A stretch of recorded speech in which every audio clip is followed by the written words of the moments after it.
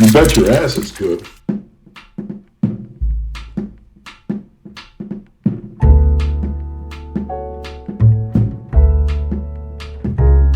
Hey y'all, welcome to You Bet Your Ass It's Good, and today we're going to talk about roasting a chicken. Something I cook every week, and it's one of the first things that I kind of start preaching to people whenever I start talking to somebody about cooking, or if they don't cook at home much or they want to get into cooking at home. It's basic home cooking. You should know how to roast a chicken. I think everybody should know how to roast a chicken. If you know how to do it, then you can always have a dinner party. You can always just know how to make a delicious dinner. Roast chicken with some, roasted potatoes or carrots or any other vegetables that you like is always going to be delicious. We eat it at least once a week in our house. We roast the chicken. It's cheap. It's easy.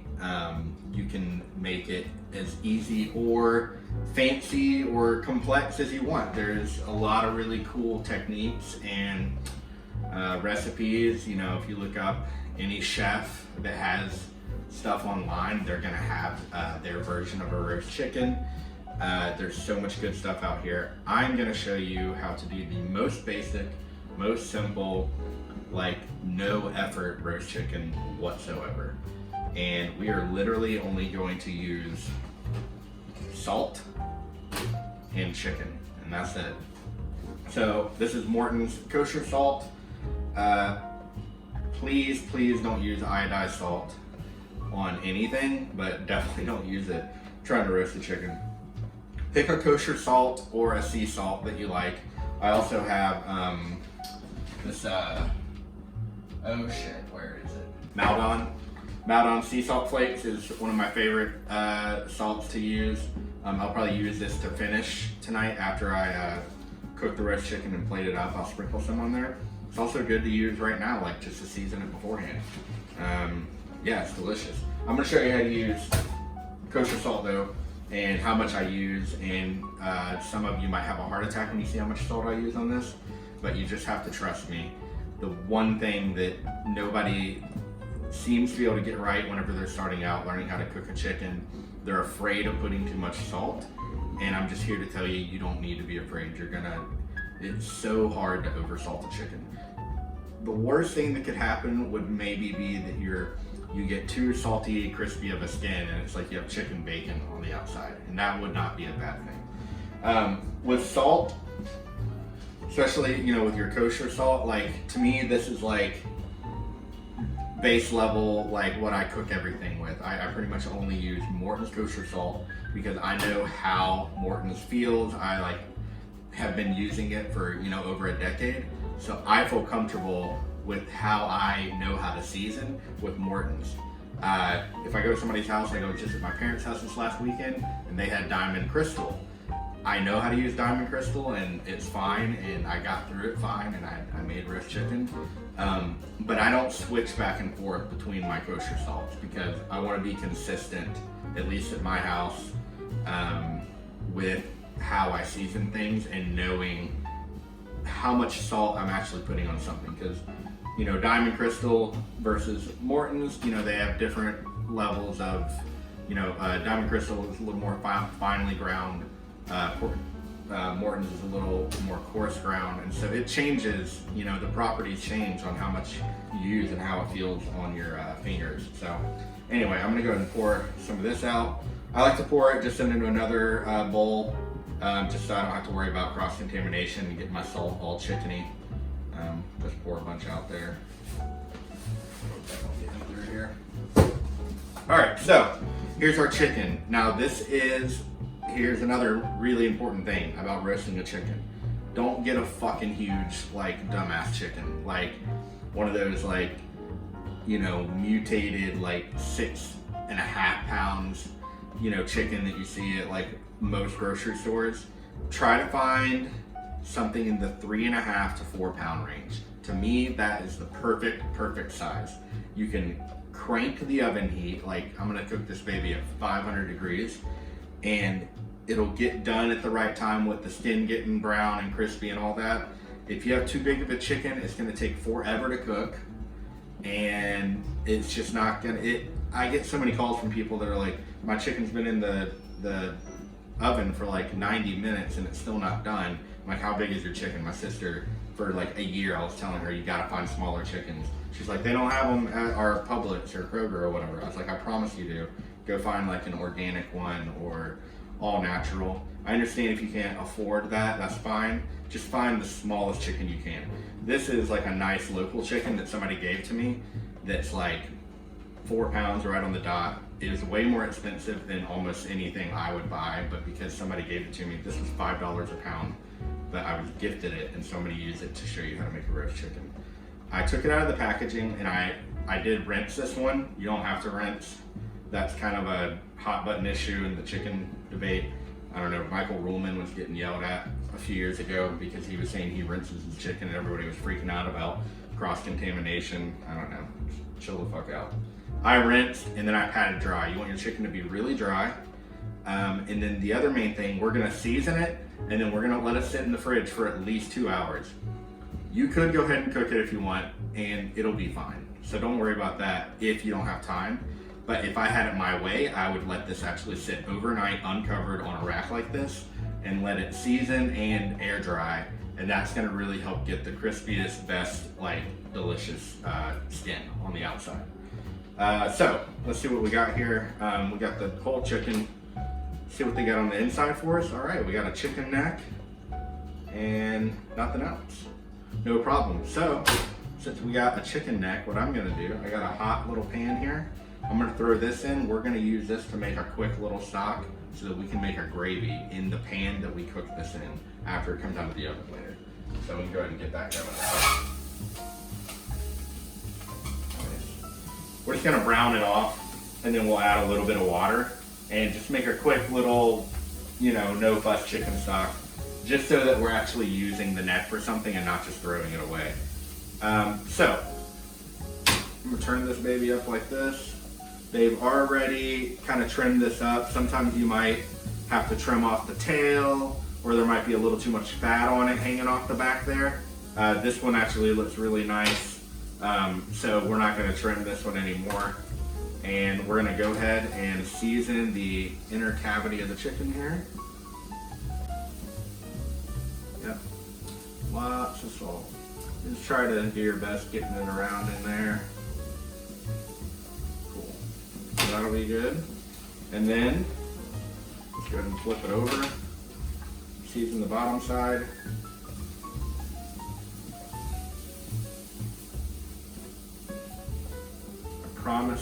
Promise, this is not going to be too much salt. It's going to be just perfect.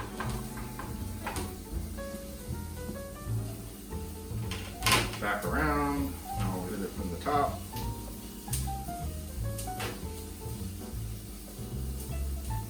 Hold your hand there if you want to make sure it gets on the side without falling off. You can go a little lighter with the salt on the wings just because they're smaller and you definitely won't need as much on those. The breast, that's the thickest part of the chicken. So I really lay it on the breast on top there. Sweet. Cool. All right, so now we've got it seasoned. I'm gonna show you how to truss it or tie it up. You don't have to do this either. You could just let it sit in the fridge for a couple hours like this and pop it right in the oven like that. I think it just looks cool to truss it up.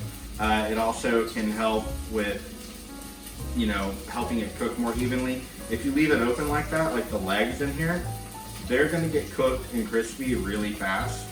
But if you bring everything up together and you're kind of just tightening it up, you're pulling up, when you do that, you're also pulling up the thighs, so they're gonna get a little more area that actually has a chance to get brown.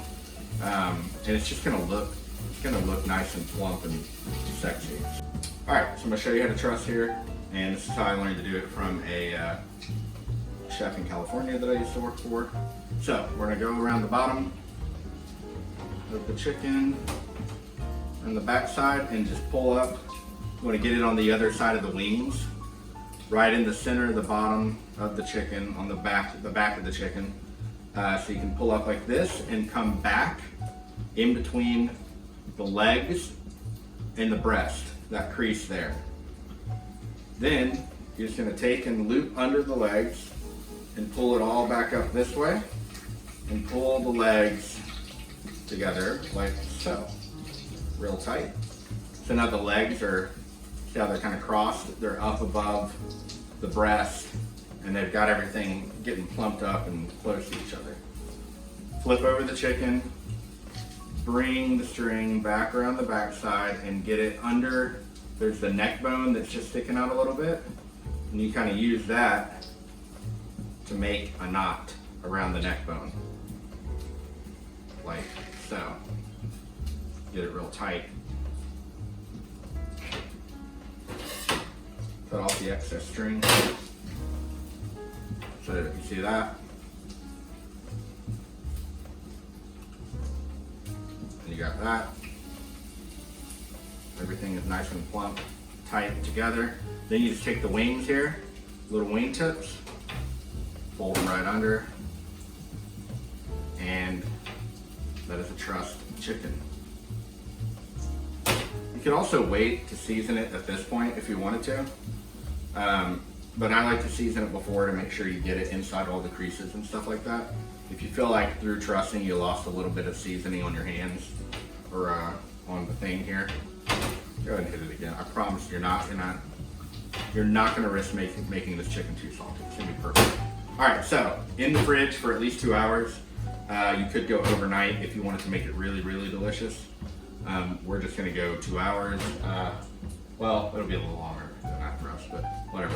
In the fridge, once this chicken neck has some color on it, it's looking good. I'm gonna add in about a cup of water or so, maybe 2 cups if you want. And you can let that simmer. You got a nice little quick chicken stock, nothing too fancy. You could also use box stock later, but we'll go over that. And that is it. So yeah, we will be back and we will show you how to actually cook this thing. It's gonna be delicious. All right, so we've had our chicken sitting in the fridge, the salt, working it in, getting stuff done, making it seasoned and making it where it's going to taste good. You can see on the pan here, if you were here anyway, you know, the salt pulls out moisture. So there's some, you know, chicken juice on the bottom of the pan here. The salt has dissolved into the skin for the most part, into the meat. You can start to see where it's sort of starting to dry out along there. I'm actually gonna just give it a quick dry pat here. Without trying to remove any of that. Got a little moisture build up right here on the breast, but that, just be careful not to take off any of the salt flakes that you can see. But if you have a little bit of juice that's built up, you go ahead and pat that down. I want it to be nice and dry so that it'll get crisp. This looks great though.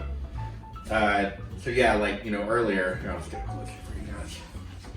Earlier, you know, the salt is just super visible. You can see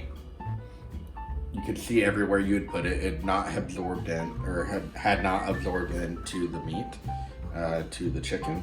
And now you just see a whole lot less of the salt because it's just started to do its thing and become one with the chicken. So, I've had this sitting out on the counter for about 30 minutes just to take the chill off. I don't want it to be a fully refrigerated chicken when it goes in. That'll help it cook more evenly. I got my oven today hot. You could roast it at 425 or 450. I'm all the way up at like 550. So we're just gonna roast this super hot.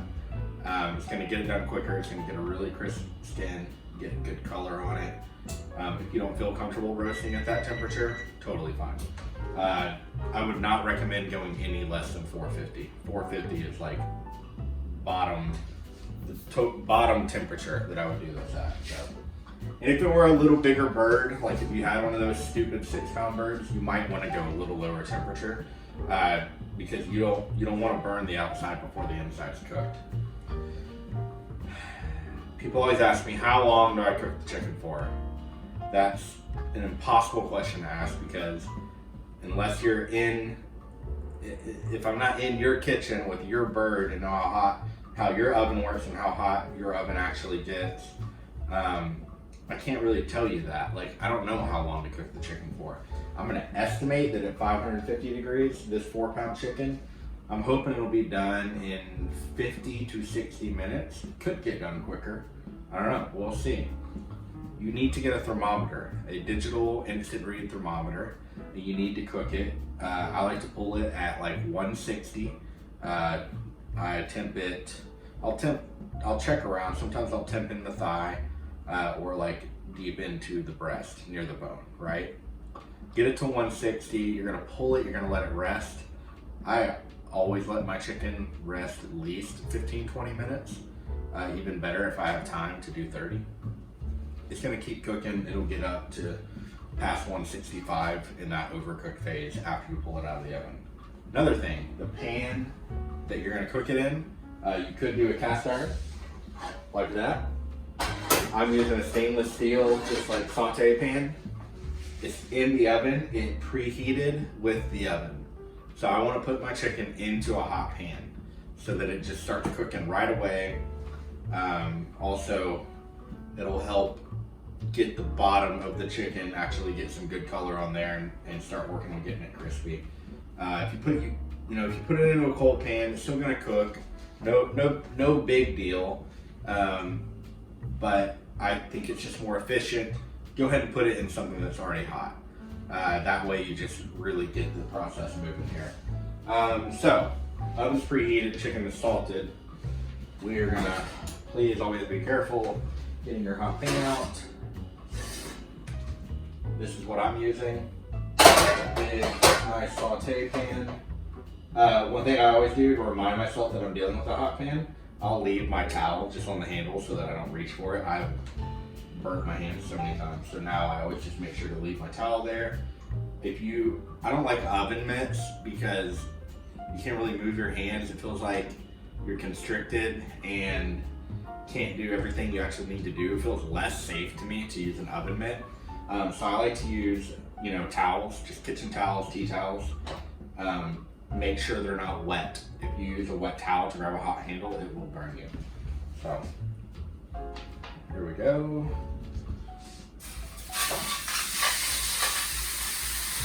Chicken in the pan. Hot pan, sizzling. Chicken in the oven. Awesome. I'm gonna set a timer for 45 minutes and then I'm gonna check it. Check the temp on it.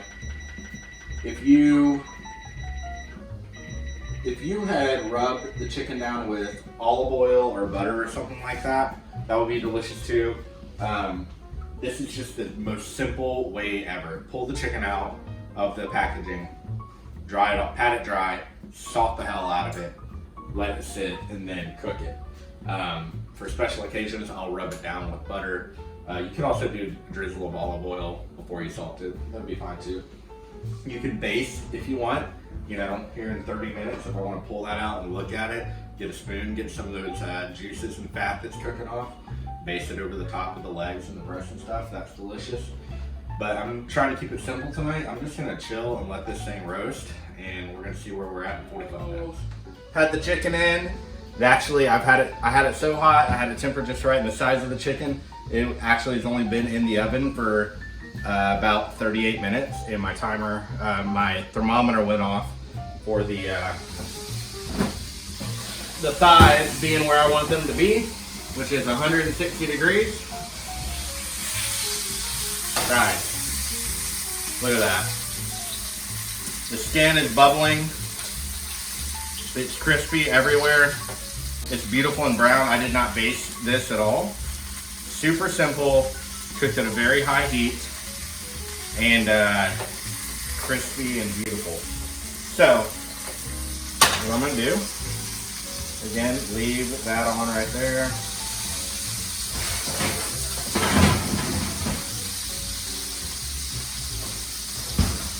Let that sit for 1 second. Get something to move it off. There goes my smoke alarm. and I'm just gonna move it over to my cutting board. I'm gonna let that rest for a while, all right? Just sit right there and rest. Meantime, get some heat on this pan. I'm gonna make my pan sauce right in here. We cooked the chicken in there. We're just gonna leave whatever stuck to the bottom, the chicken juices, and that's how we're gonna make our pan sauce. So, I've got some butter.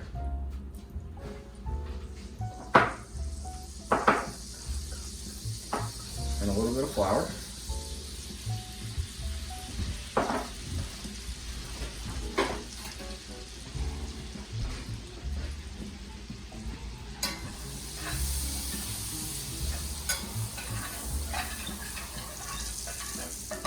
Let that melt down.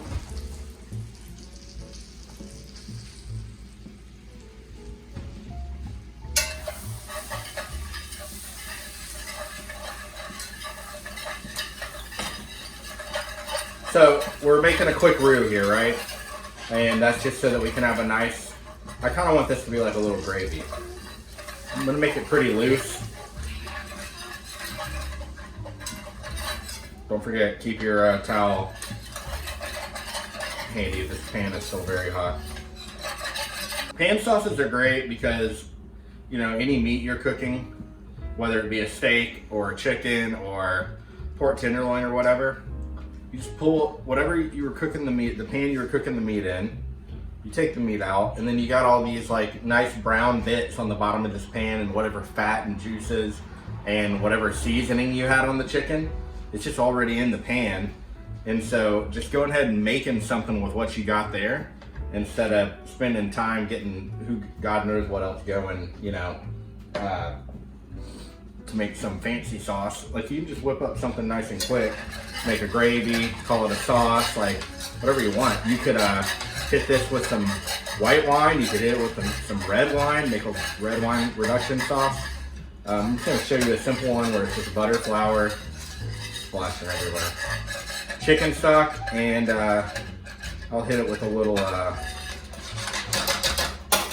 scrape off some bits.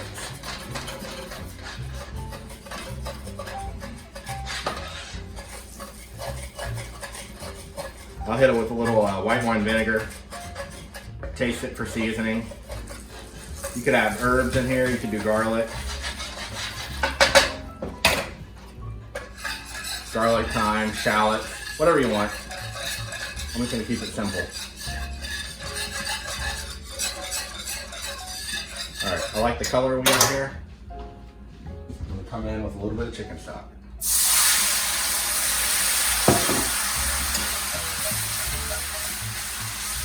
Throw all that in, scraping off the bottom.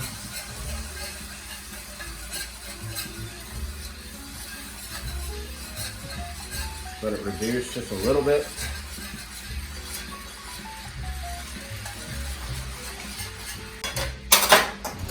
Want a little acid in there. Real quick, some white wine vinegar. A little bit of pepper.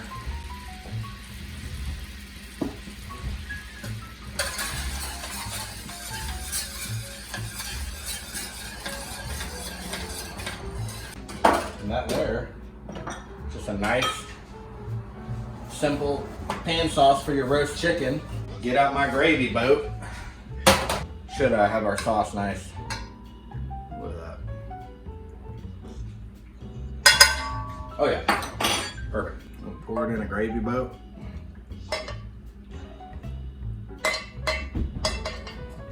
So this was our simple roast chicken. Only salt.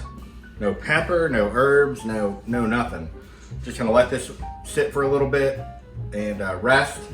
Got my pan sauce gravy over there ready to go, and I'll show you guys how I plate this up in a little bit.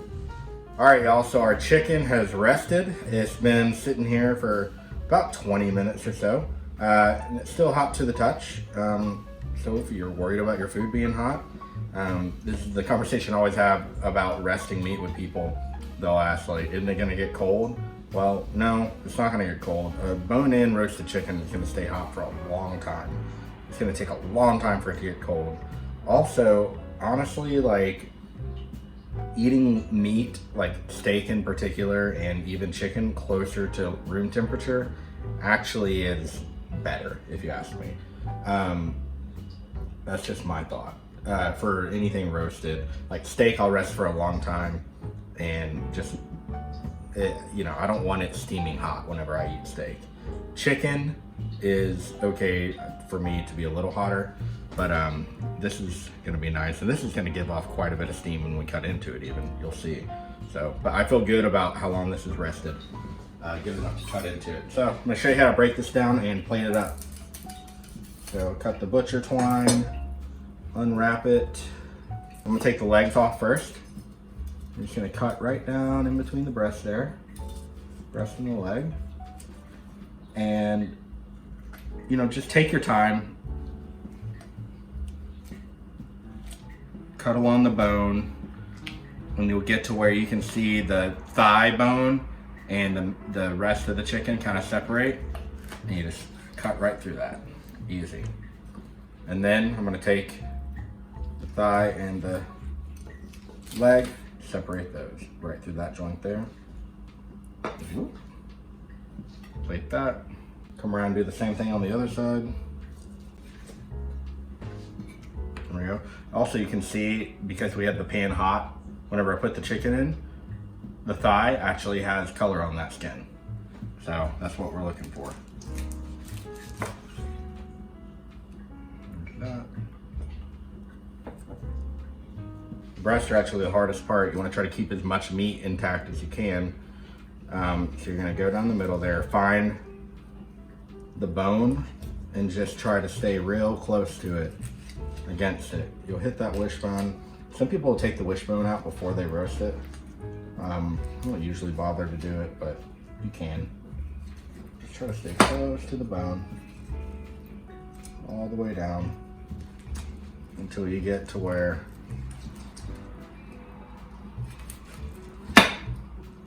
the wing joint is.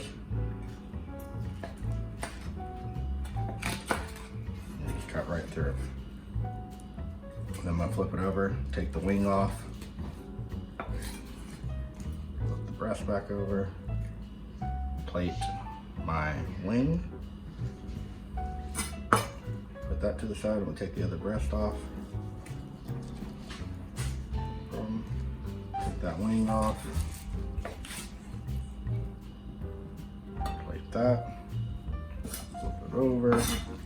Now, just like to slice my breast against the grain. Try to keep the skin intact with each piece if you can. It's a little difficult. Just hold your fingers on it.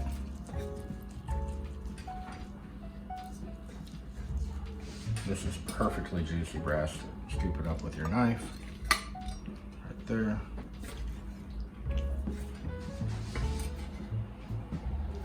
There. Beautiful. Little treat to show you all about. If you're the cook, underneath the chicken is the best part of the whole chicken. It's called the chicken oyster. Pull that off. Little cooked treat. Oh my, hit it with a little bit of meldon. A little bit of gravy.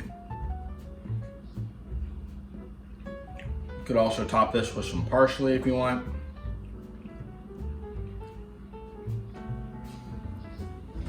I'm just gonna leave it like that. Keep it very simple. And we're gonna taste this. I'm gonna bring my wife in here to taste this in a second. But that is the most simple, most delicious roast chicken you could ever imagine right there. This is my wife, Cassie, and you're gonna be my taste tester. Yep. The roast chicken was the only thing on it is salt. No herbs, no anything. Okay. No garlic, no nothing. And then I made a pan sauce with it.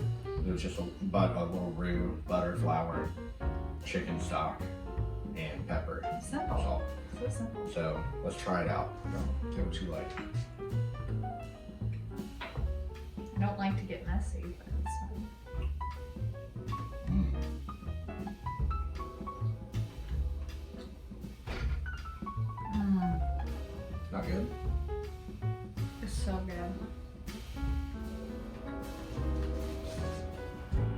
too. The breast is so moist and it's usually so dry. When I cook it? Not when you cook it. Just in general, breast tends to be dry. This is very moist I'll tell you without even all the sauce. how we kept it from being dry. We cooked it fast, hot and fast. Good to know. You know, With that sauce is so good. it's great. It's just made out of the pan. Try a leg.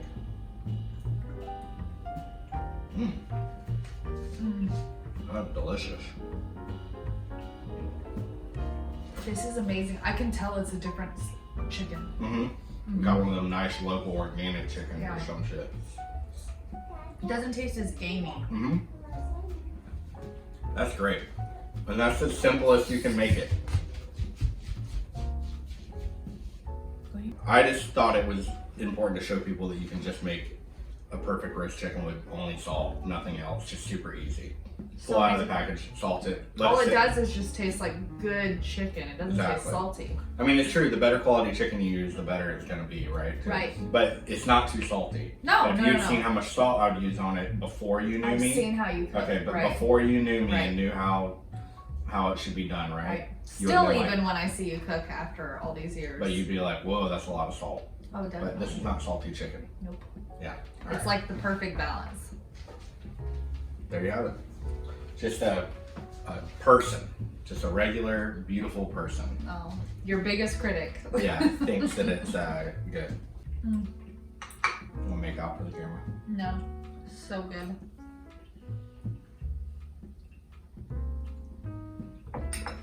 Need more salt.